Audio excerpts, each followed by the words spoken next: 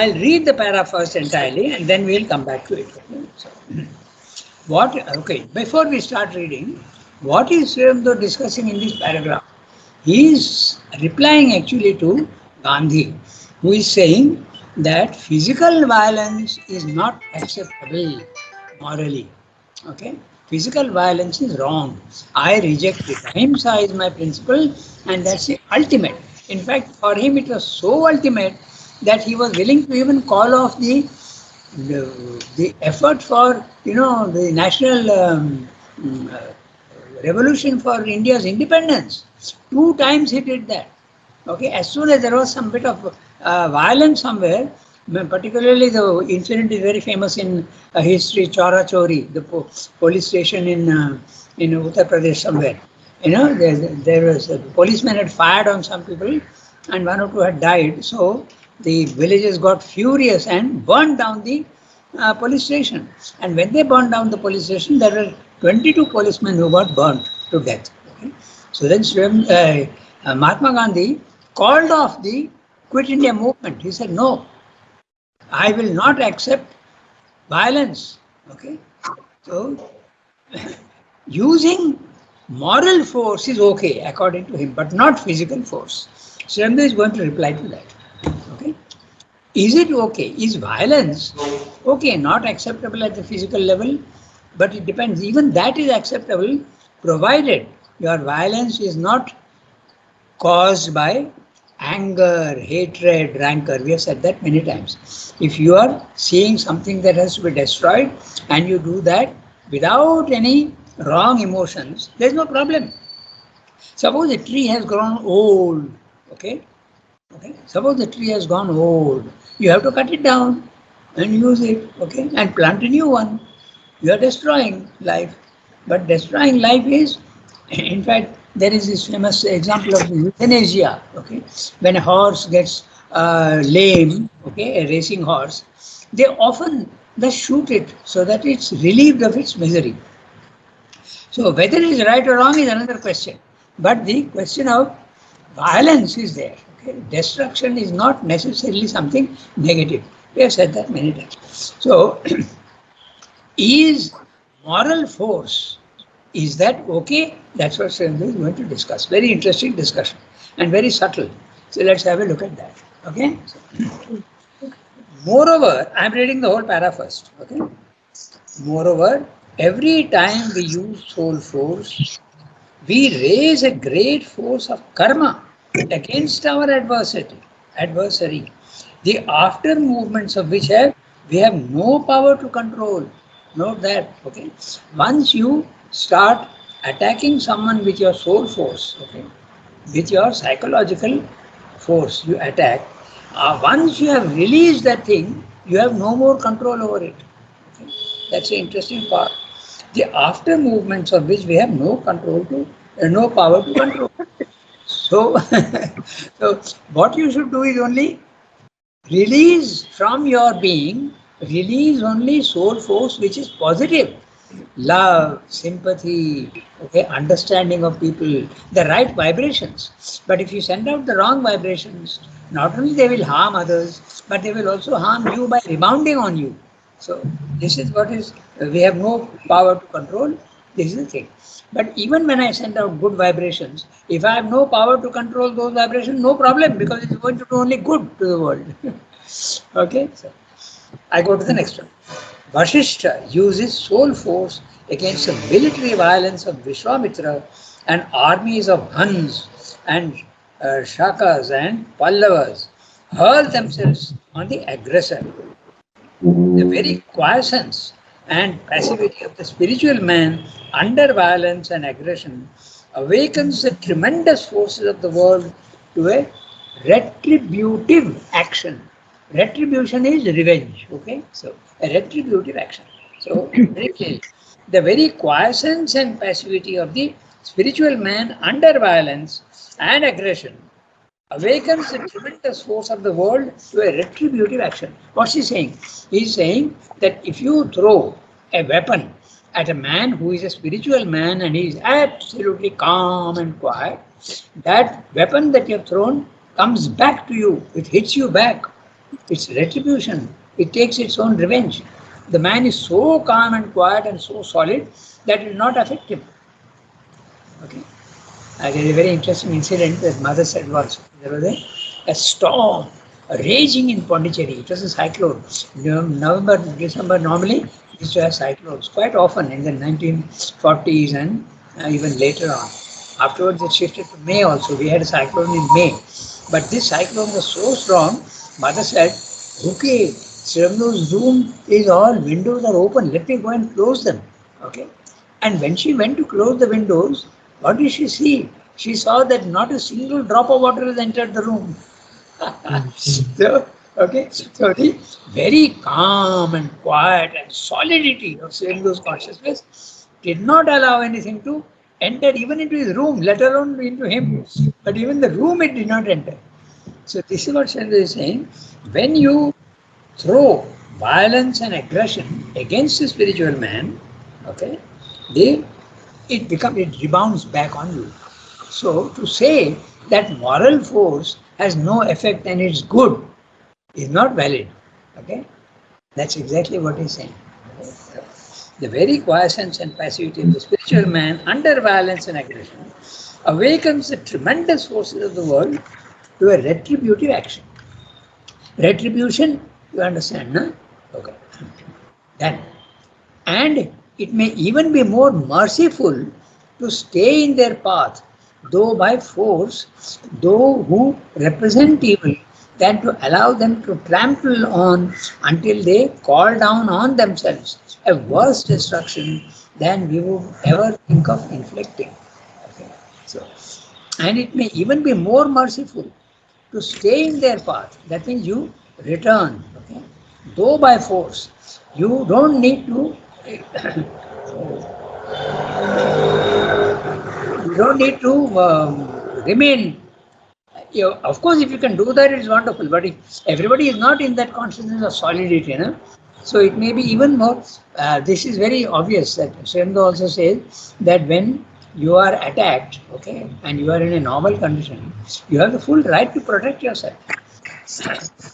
And it may even be more merciful to stay in their path, though by force, though those who represent evil, than to allow them to trample on until they call down on themselves a worse destruction than we would have ever thought of inflicting. So it is better to to fight back. That's what he's saying. Because if you don't fight back, the effect, the karmic effect on those who are doing harm to you will be even more solid. A worse destruction, he's saying. Okay, it's a very subtle point which you have to grasp very clearly. So, violence is violence. It depends with what attitude you are doing. It is not enough that our hands, own hands, should remain clean and our souls unstained for the law of strife and destruction to die out of the world. Okay. If you think that you will remain calm and quiet and I am not subject to violence, that is not enough, Swamdev is saying. That will not remove violence from the world. Okay. Much so. I'm reading the sentence again. It is not enough that our own hands should remain clean and our souls unstained for the law of strife and destruction to die out. Even if you are individually perfectly free of any violence in yourself, that is not going to remove the violence in the world. That's what he's saying. Out of the world. That which is its root must first disappear out of humanity. So, what is the root of violence? Anger, hate, okay, all these things, rancor, these are the things that must be uprooted. It must disappear. So, when that happens, suppose in a very supramental race, nobody will have these things. So, there will be no violence at that level. But if you are at a normal level of humanity, violence can never be removed. Because you are at a level where violence and all these dualities is a fact of life. The duality, you are subject to the dualities. You are saying something? Okay, then I continue, no? Much less will mere immobility and inertia, unwilling to use or incapable of using any kind of resistance to evil, abrogate the law. Okay? If you are quiet and you remain immobile, and this is exactly what we saw in that film Gandhi. Okay, remember? He's saying, let the police beat us. I don't mind. I'll be willingly, I'll be beaten. Okay, but I will not hit back. Okay, that was his idea of violence. Srimdhi is answering to that. Much less will mere immobility. Let the police hit me. I don't mind. You remember, if you have seen that film, you will see that they were being beaten solidly, and they were not really reacting. Okay? And inertia. So there are two things. Mere immobility is one, and also out of inertia, you are unwilling to use or incapable of using any kind of resistance to evil. That is not going to remove the law of violence and ahimsa in the world. Okay? Inertia, tamas, indeed, injures more than the rajasic principle of strife, which at least creates more than it destroys. So there you are. So he is now talking of the tamasic principle and the vital principle of rajas, and also the mental principle of morality. So you can't apply the moral law and saying that I will remain calm and quiet and I will not react. It will not have its effect in the vital world and in the physical world. It will not have. Very clearly he said. Okay. Tamas, indeed, tamas is at physical level. Indeed, injures more than can the Rajasic principle of strife. It is better to hit back. So, it's very interesting what he's saying. Let's look at something, okay? So, at the physical level, you are incapable of hitting back, or you are capable of hitting back. We'll take up one by one. In the physical case, the vital, the Rajasic case, and the Sattvic case. Let's take up all one by one. At the physical level, I am incapable of hitting. Somebody comes and gives me a slap. Okay? I am very disturbed. I don't like it. I am very disturbed and I am insulted, but I am unable to hit back. Okay, that's one thing. Or out of inertia, okay, I can't hit back. That is not going to help you. It's not going to remove the law of ahimsa from the world. That's what Srimdhi is saying. Now, if you come to the vital level, you have the power to hit back. It is better to hit back, because if you don't hit back, also again the law of ahimsa is not going to disappear from the world. You may individually be free of it, but the ahimsa will not disappear. It will remain, the ahimsa, the violence. At the moral level, also Surendra is saying, he has discussed that right in the beginning, it is better to protect yourself and hit back. Otherwise, the law of karma will have its effect and the destruction will be much more. Okay? It's quite subtle, and you have to read that carefully again once more and see what he's saying. But in other words, simply ahimsa, applying ahimsa universally at all levels is not valid. That's what he's saying very clearly. Okay? So, tamas indeed injures more than the Rajasic principle of strife, which at least creates more than it destroys. Therefore, so far as the problem of the individual's action goes, his abstention, that means he does not hit back, from strife and its inevitable concomitant destruction in their more gross and physical form, may help his own moral being. Individually you may benefit by keeping quiet, but it leaves the slayer of creatures unabolished. The violence in the enemy doesn't go away, and it will take effect somewhere else. He will become even more. This we see in the physical world also. Okay, take the Arabs and the Israelis. The Israelis were persecuted with great amount of force, and they were unable to do anything. Okay, but now what's happening? Now they have a country, and they are also doing the same to the Arabs. Okay, so the violence does not disappear just by remaining quiet or calm through inability or even through ability to remain calm. In the next one, he is going to... Yeah, tell me. Ranganath, why Slayer is with S capital? Oh, acha. Okay. Because he is representative. anywhere and everywhere. That's right. He is not one particular slayer. Okay. He becomes symbolic of the violence that is the principle of slaying. That's why he puts an S. It becomes symbolic. Okay. He is a representative of all slaying. No? Hello. Yes, tell me. Can you elaborate a little? I'm very ignorant about Vasishtha, Vishwamitra, Hans, Shakhas, Pallavas. Yeah. I know. I also skipped that because I had gone through it, but I don't remember. Okay. So these are all there in the Puranas, and maybe Lakshmi knows about it. But I would ask you to check in the internet the stories. Okay. Yeah. I remember reading it. I'm not sure how to interpret it. No, sorry, Dada. This is, are we reading from essays on Gita? Yes, yes. This is on the Gita. Yes. Page number, sir? Page number 43. Yeah, okay. the page is different. 43 or 40, one of the two. Okay, thank you. Thank you very much. On Saturday, I think that was Lakshmi speaking. Yes, Dada, it's me speaking. Okay, so on Saturdays we have essays. On your screen, on the Skype, that is not mentioned. But Friday, Saturday was earlier, it used to be synthesis, and essays of the Gita is not mentioned. No, I mean, you mentioned it is Sri Aurobindo's reply to a disciple, then I just wondered if you are reading from Letters on Yoga. So I think you said that, no, somewhere. No, that is different maybe.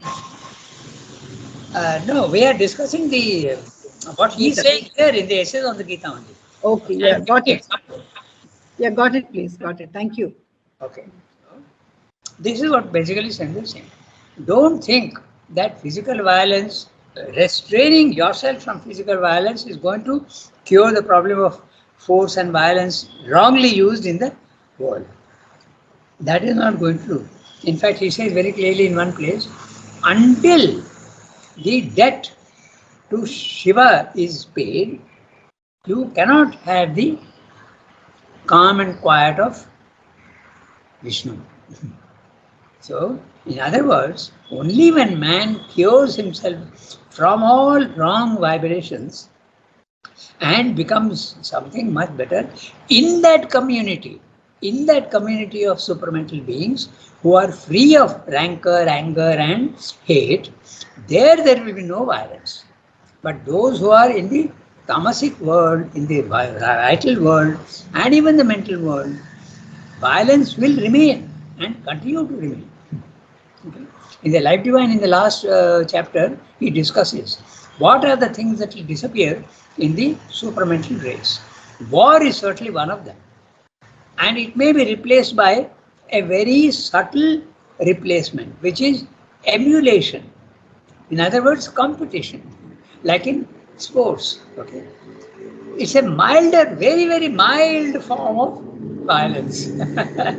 Psychologically, you want to win over the others. But there should be no jealousy and there should be no sense of superiority. Only you do the best you can. But emulation may remain, he said. It's a very interesting thing, but that's something quite different. Okay. Now, so I told you, this is a very subtle thing. Read it again and see whether you understand what he's saying. And maybe that Vishwamitra story, okay, it may help. Okay, you go to the internet and check that. The Pallavas, he has given several instances. The military violence of Vishwamitra and Vasishtha, okay, uses soul force against the military violence of Vishwamitra. I remember Vishwamitra got angry with Vasishtha and tried to attack him, but Vasishtha did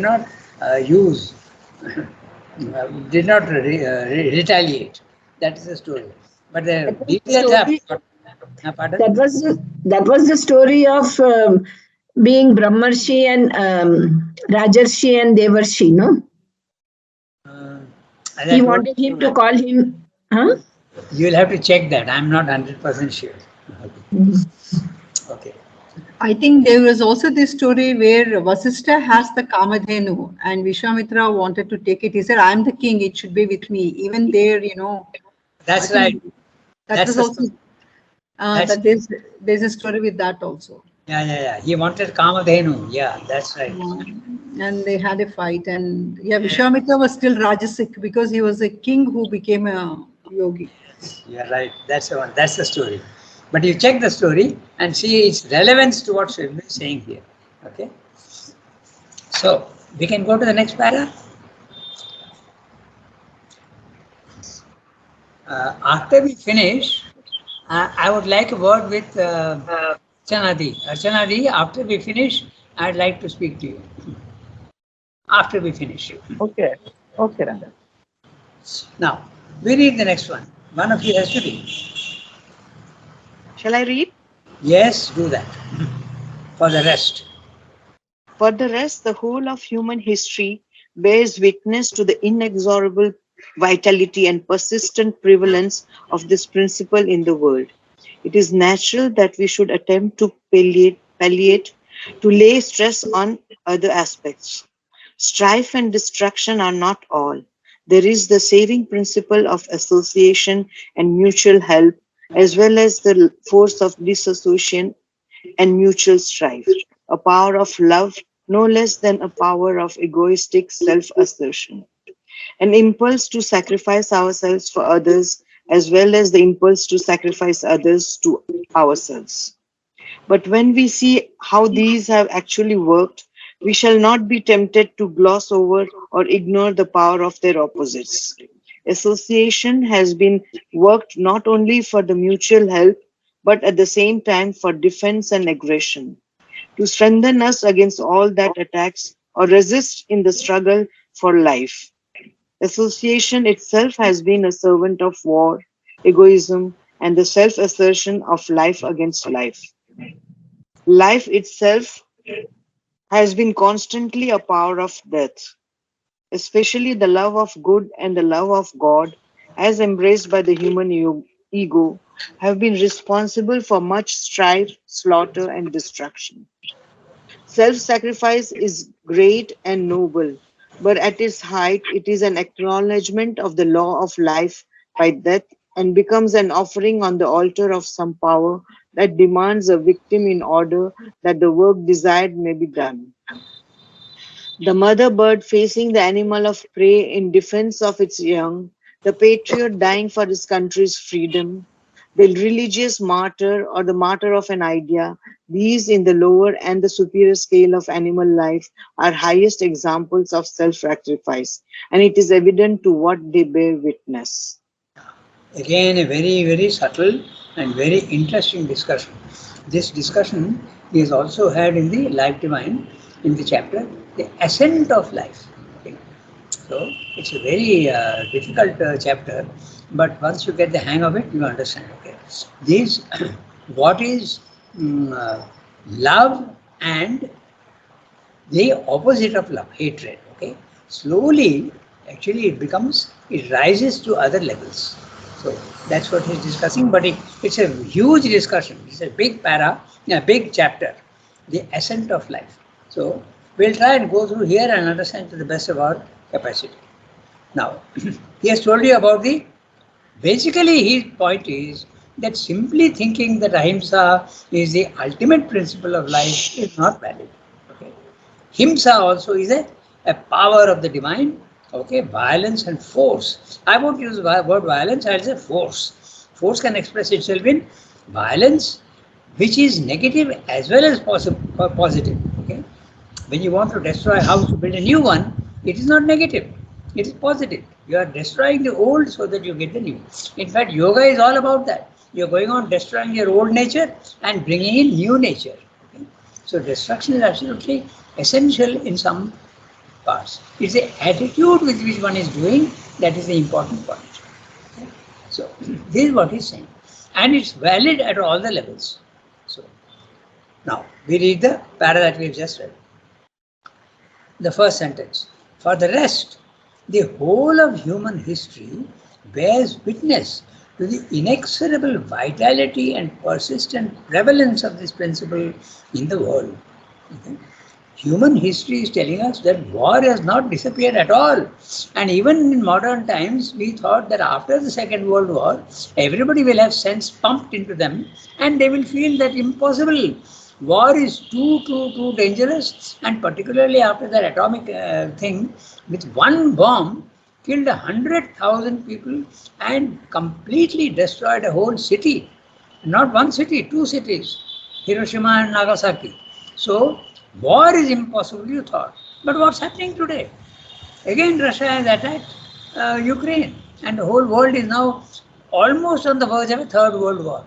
In fact, many are warning about that, because Europe is not going to give in, and Europe is going to retaliate, and it then becomes a world war. Because on the other hand, China is waiting to take back Taiwan. So war has not disappeared. That's what Shelby is saying in this sentence. For the rest, the whole of human history bears witness to the inexorable vitality and persistent prevalence of this principle in the world. Principle of what? Violence and, yeah, that's right, himsa, okay? It cannot disappear. Inexorable vitality, it's full of energy and will not disappear. Persistent prevalence, it continues to be prevalent, to exist. It is natural that we should attempt to palliate. The word palliate means to give a temporary relief. Okay? We try to say no war, we should not have any war. But simply saying that and trying to do it is not going to cure. It's only a temporary cure. Okay? Palliative is something that gives you temporary relief. It doesn't remove the disease altogether. It is natural that we should attempt to palliate, to lay stress upon other aspects. Okay. Let us not think of hate and crime. Let us think of the positive. Maybe that will save. Okay. To lay stress on other aspects. Now he is discussing the principle of love and strife. Okay. I'll give you just a glimpse of what he is saying in that in the chapter in Life Divine. Okay. Strife and destruction are not all. There is a saving principle of association and mutual help, as well as the force of dissociation and mutual strife. In other words, destruction and construction both are there all the time in the world. The duality exists in the physical world. You must remember that. Okay? And that also we have seen how we repeat that again and again. When the divine is creating the world, he creates infinitely. So when he creates one particular thing, he doesn't create only one intensity of it. He creates the whole range of intensity for it. Less and more, less, lesser, least, and more, most. It goes on. So the two opposites of the same vibration seem to be opposites, but they are not opposites. If war exists, peace also will be there. If you think that only peace exists in the physical world, you are wrong. There will be war also. The only thing is when you go to another level of consciousness and only peace exists, then it is possible. But not in the physical world. Okay? Strife and destruction are not all. There is a saving principle of association and mutual help. Now, association you can see at many levels. Okay? At an individual level, I may want to become friends with somebody. Is that friendship going to last forever? Not necessarily. Sometimes the best of friends become enemies. Okay, and in at a national level, okay, NATO. Okay, NATO was the North Atlantic Treaty Organization. That's an association. For mutual defense, we are coming together. Okay? So if association is there and mutual help is there, as well as the forces of dissociation and mutual strife. A power of love, no less than a power of egoistic self-assertion. Love is a movement that goes outwards. It is positive. But there is something that goes inwards in a limited manner. Love is something that expands and goes outwards, okay, positively. But there is an opposite movement also which comes in, okay, and that is you restrict yourself to yourself. That's the ego. I don't want to give, I want to only take. Okay. That's an egoistic self-assertion. Both are always there in the physical world. That's what Swami is saying. Exaggeration of only one principle will not work. You have to be very realistic and see that both exist. Okay. So what happens? An impulse to sacrifice ourselves for others as well as the impulse to sacrifice others to ourselves. Okay? This is also there. Okay? So, when you are sacrificing, what is happening? There is violence. So, the very fact that you want to love also breeds violence. It's a very subtle thing, but remember that. Okay? Very interesting what he's saying. The very fact that I want to associate with others, okay, at this level, the law of dualities prevails in the physical world. It's very subtle. You'll have to think about it. The power of love, no less than the power of egoistic self-assertion. An impulse to sacrifice ourselves for others, as well as the impulse to sacrifice others to ourselves. But when we see how these have actually worked, we shall not be tempted to gloss over or ignore the power of their opposites. Love and hate are both always together. Simply love will not remove hate in the world. That's what he's saying. They always go together. That's the law of dualities. But it's not true for all levels. It's true only at the physical level. Physical, vital, mental level, it is valid. And you will not be tempted to gloss over. Remember we discussed false optimism, okay? A shallow optimism. Oh, if I love others, others also will love me. It doesn't work that way. Okay? We will not be tempted to gloss over or ignore the power of the opposites. When we see very calmly, quietly, we will see that so long as human love exists, okay, human hate also will exist. And if human hate exists, it will also engender human love. Only the divine love will eliminate the other thing, opposite, not in the physical world. So, association has been worked not only for mutual help, but at the same time for defense and aggression. Now note that, very interesting. When I am associating with others, okay, association and love of others, I am making a treaty not only to protect myself, but also to attack others. Okay. Very interesting what he's saying. Okay. Now, for instance, in the physical world, in the political field, China is aggressing. So we have made a what's called a quad. Okay. America, Australia, England, and India. Okay. They have come together to quad to counter the possible violence of China against Taiwan. So both are engendering. Okay. One, the possibility of violence and hate engenders the opposite. But when the opposite, that means the love and association also comes, okay, then the other also comes. They are always together. Association has been worked out not only for mutual help, but at the same time for defense and aggression, to strengthen then us. Wait 1 minute. Yeah, strengthen us against all that attacks or resists in the struggle for life. Association itself has been a servant of war. There you are. Association is something positive. Okay, I have a mutual pact with another country saying that we will support each other. But this supporting each other is good. So it's a question of coming together, friendship and association. But that also you are ganging upon others. That also is there. Okay, association itself is a servant of war. Egoism and self-assertion of life against life.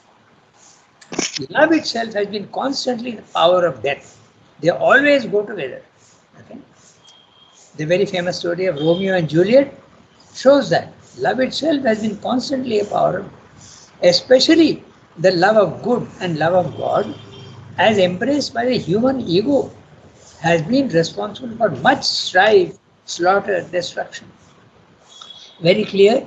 2 examples. One is the Crusades. The so-called love of God, okay, made them go and try to convert others. And the other case is Islam. Their love of God, of Allah, is actually misguiding them to attack others and kill others. Love is becoming hate. That's what Sylvia is saying. Okay, you may say that their love is faulty, but that's precisely the problem. Okay? That's precisely. Human love is faulty at all levels. However pure it may be, human love can never be absolutely divine. It has to turn into divine love. Love, in the human love, there is always a defect, and it will engender the opposite. Very clear also, you can see, I mean, very easy examples.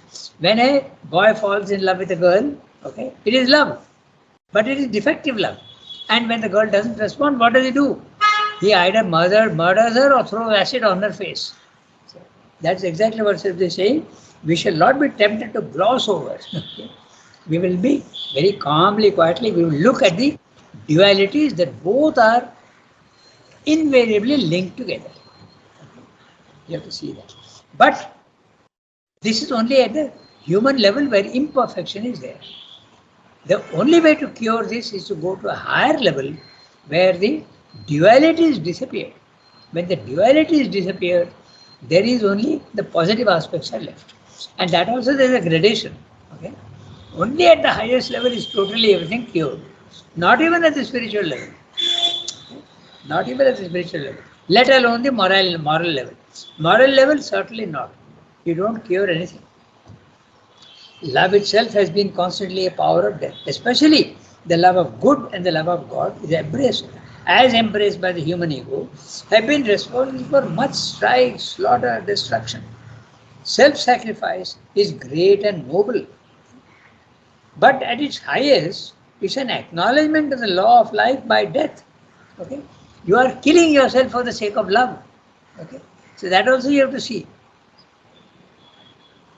Okay, it's very interesting. But the two always go together.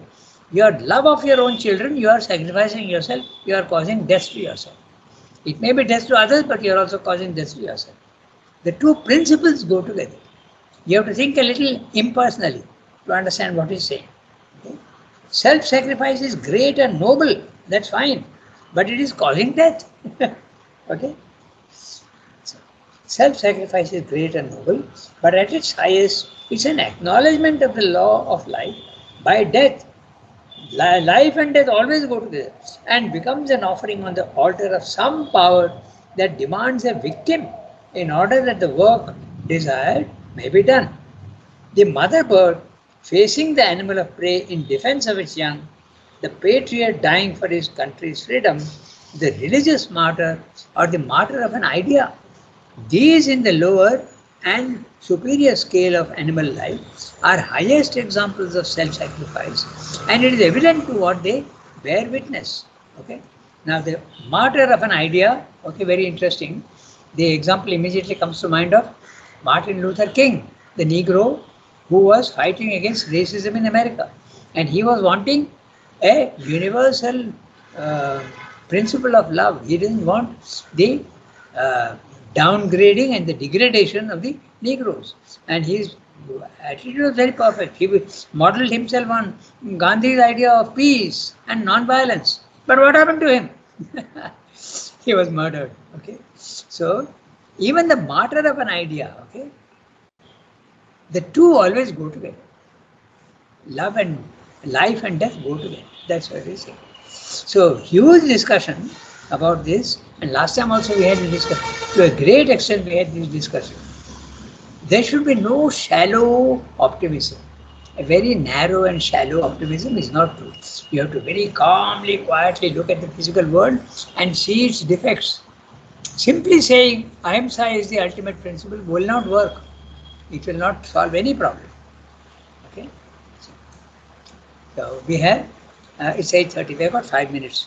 We can read one more para.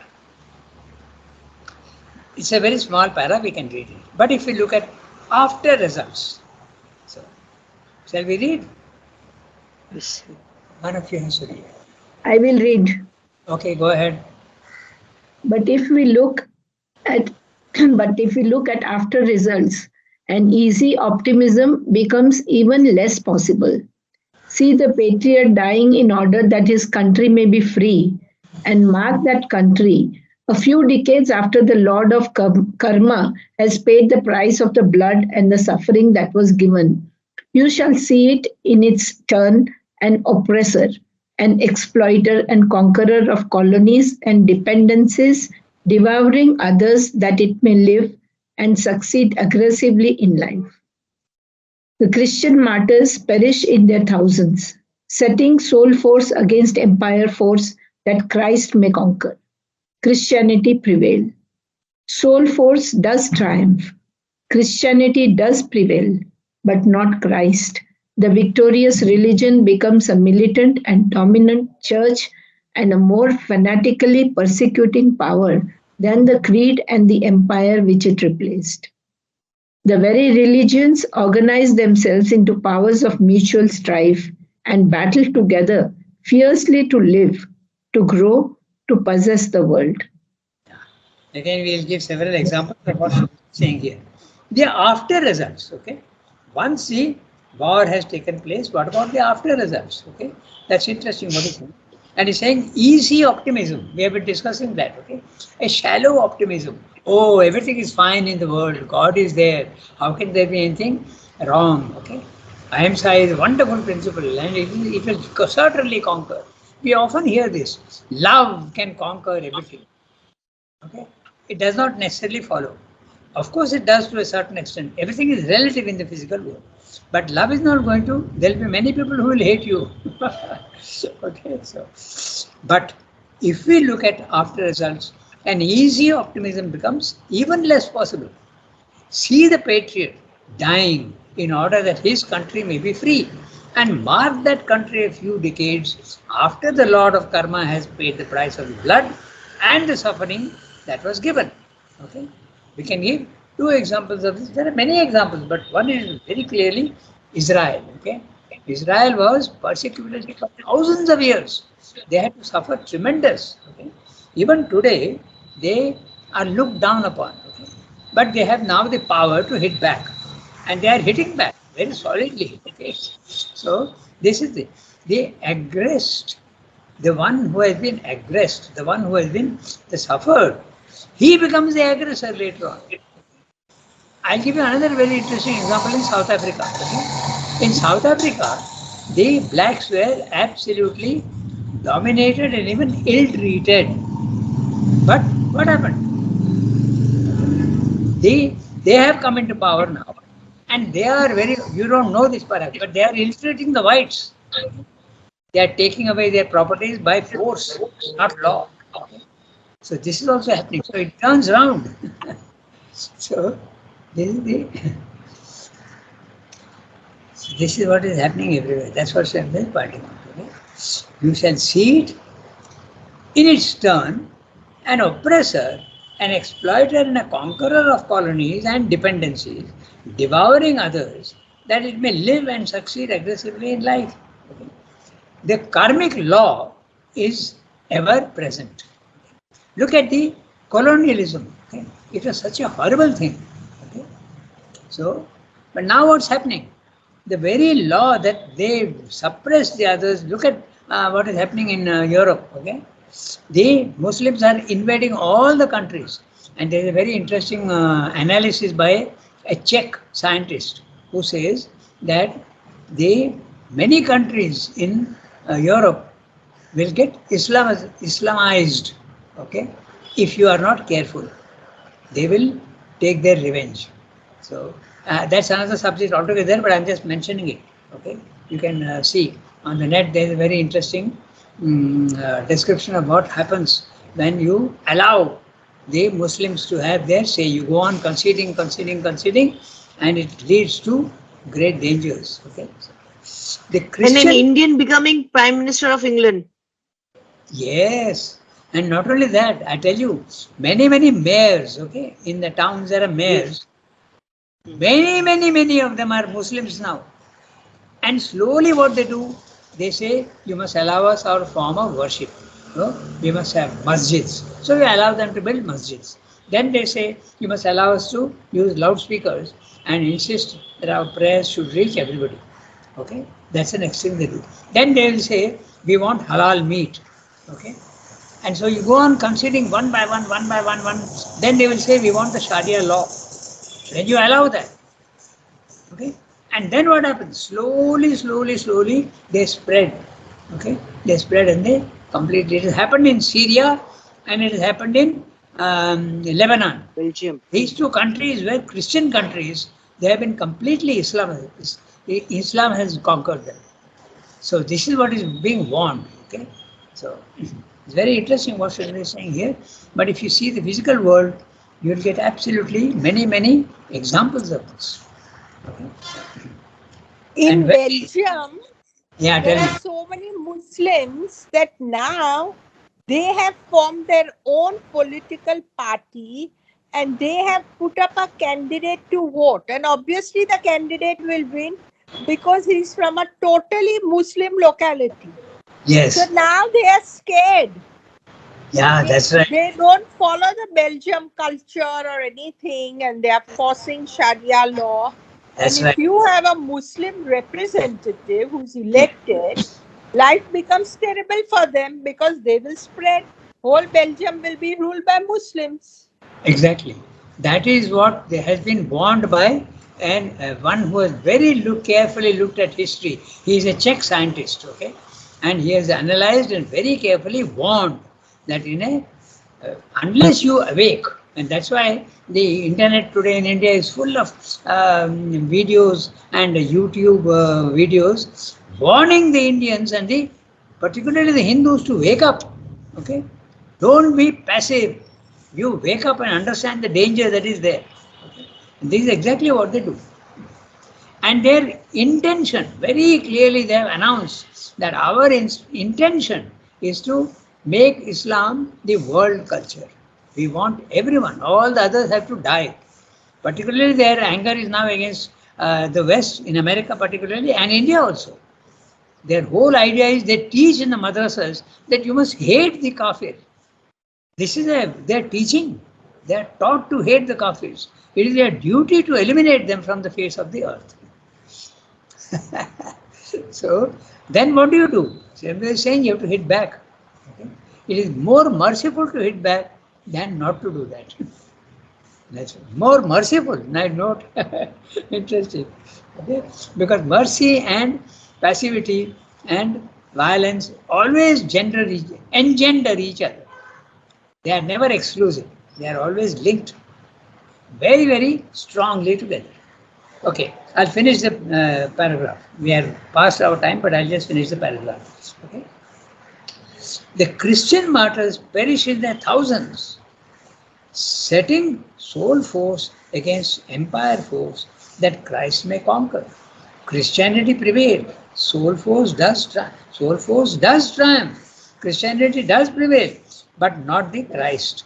The actual attitude is not there. It's all the wrong attitude. The victorious religion becomes a militant and dominant church and a more fanatically persecuting power than the creed and the empire which it replaced. The very religious organizations or the very religions organize themselves into powers of mutual strife and battle together fiercely to live, to grow, to possess the world. So, all these arguments to justify the Kurukshetra war. And Arjuna, we go back to the Gita. Arjuna is saying it is morally wrong to kill people. Since all arguments are showing that that's a very one-sided view of things. It is not true. You have to be calm and quiet and look at both sides. Okay? Morality is not the last principle of truth in the world. There is the other principle also. Okay? Here he speaks about religions combining together. So, which religions are combining together to fight? I mean, No, I don't think he's talking. Each religion separately. The very religions, what he's saying, he's talking of Christianity and Islam separately. the very religions organize themselves into powers of mutual strife. Means Christianity against Islam, or how is it? I didn't understand that properly. Okay. The very religions organize themselves into power of mutual strife and battle against together fiercely to live, to grow, to possess the world. Take Christianity and Islam. Okay. Each one is fighting the other in Europe now. The very religions organize themselves. On the one hand, there is the Islam, and the other side, there is Christianity. No, battle together means what? Oh, Tarikadi, Huh. Tarikadi, I feel this is a continuation of the previous line in which sentence, The voice is breaking in actually. which she's saying that the religions. Yeah. Oh, internet must be poor here. Oh. Now can you hear me now? don't feel that religions will amalgamate themselves to fight others. It is that each religion individually will want to possess the world. Now, Christianity did that. That is what he's It talking. was on the rise, and Exactly. now Christianity is on the fall in Europe. So now Islam is on the rise. Mm-hmm. So the two religions will never amalgamate. They are each one fighting for its own right. Tarika, they battle together does not mean coming together in a common cause. It means coming together means fighting against each other. That's the meaning of together. Okay. Yeah. Battle together means against each other, not with each other. Okay, fine. Yeah, sometimes the language is a little complicated, but here very clearly, Christianity and Islam are not coming together to fight something else. They are fighting among themselves together. Together means he is also fighting and the other also is fighting. Okay. Together in time, Yeah. not in space. Okay, we stop here now. Okay. Okay. Merci, Rangada. Okay. Bonne journée.